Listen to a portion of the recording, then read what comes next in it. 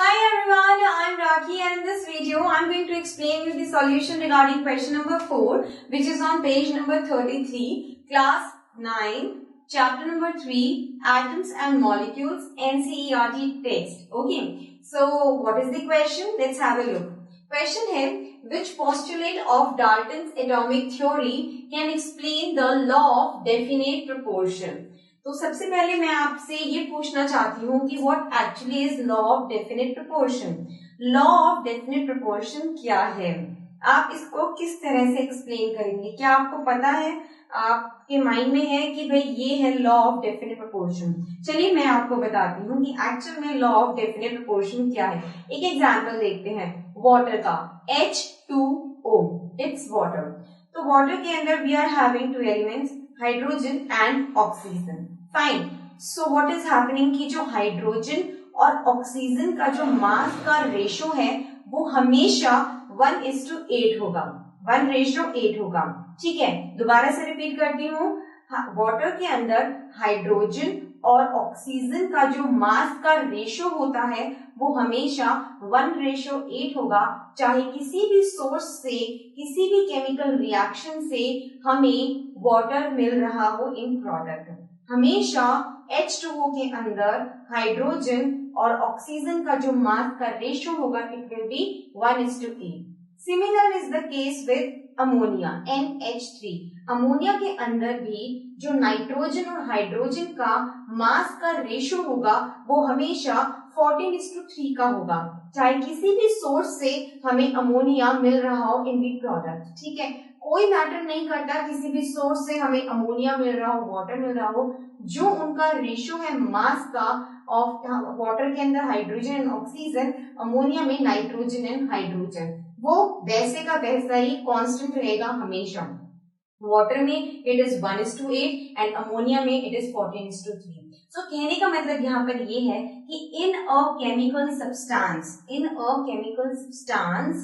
The elements, in a chemical substance the elements are always in definite proportion by mass.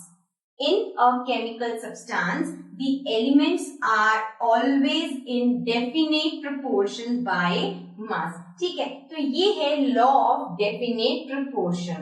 अब हमसे पूछा गया है कि कौन सा ऐसा पोस्टुलेट है डाल्टन एटॉमिक थ्योरी का जो एक्सप्लेन करता है the law of definite proportion. देखिए postulate है the relative number and kinds of atoms are constant in a given compound. ठीक है, the relative number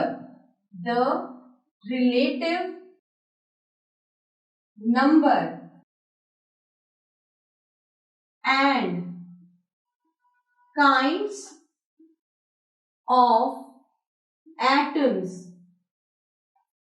are constant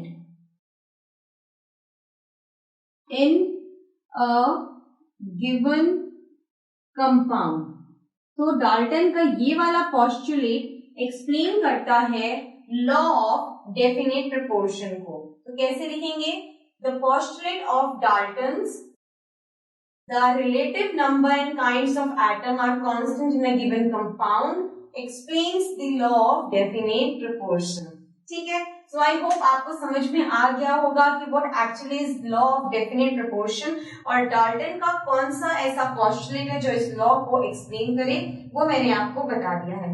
ये जो मैंने यहाँ लिखा है the relative number and kinds of atom are constant in a given compound, इसका मतलब ये है कि हमें किसी भी सोर्स से कुछ भी कंपाउंड मिल रहा हो उसके अंदर जितने काइंड्स ऑफ एटम होते हैं और जितने उनके नंबर होते हैं वो हमेशा कांस्टेंट रहेंगे, चाहे किसी भी सोर्स से हमें वो मिल रहे हो। जैसे कि H2O के अंदर, अमोनिया के अंदर, चाहे किसी भी सोर्स से हमें वाटर या अमोनिया मिल रहा हो, लेकिन जो उनका मास का रेशो होगा वो हमेशा कांस्टेंट रहेगा।